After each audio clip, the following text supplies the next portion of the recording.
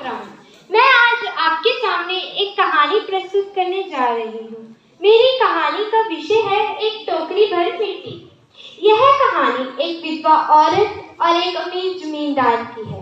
एक बार एक अमीर जमींदार अपनी झोपड़ी को अपनी इच्छा के अनुसार महल तक बढ़ाना चाहता था, लेकिन विधवा वहां से जाना नहीं चाहती थी।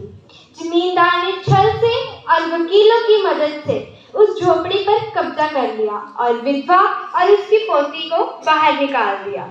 एक दिन श्रीमान उस झोपड़ी के आसपास टहल रहे थे। उन्होंने देखा कि विधवा एक दूर से टोकरी लिए चली आ रही है। जब देखा कि वह विधवा वहां पहुंची तो उन्होंने अपने सैनिकों और नौकरों से उसे हटाने के लिए कहा।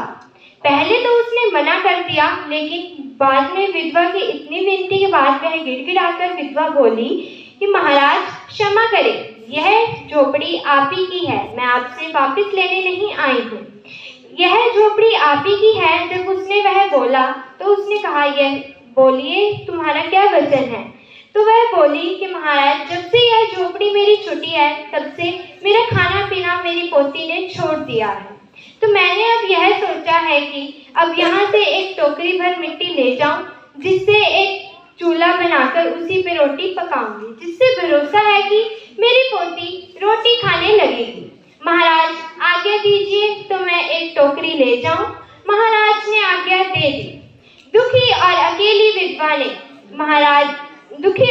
विधवा ने अपने घर से टोकरी तो भर ली, लेकिन जमींदार से उसे अपने सिर पर पकड़ने के लिए कहा। पहले तो उसने मना कर दिया, लेकिन विधवा की इतनी विनती के बाद उस जमींदार ने वह आगे बढ़ा उस टोकरी उठाने के। जब वह आगे बढ़ा तो उसने वह टोकरी उठाई ना गई। विधवा ने कहा, तुम्हारे लिए यह टोकरी उठाना भी एक असंभव काम है, तो तुम इस झोपड़ी में पड़ी हजारों टोकरी कैसे उठाओगे।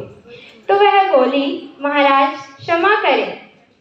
टोकरी उठाने के लिए उसने जब कहा तो उसने देखा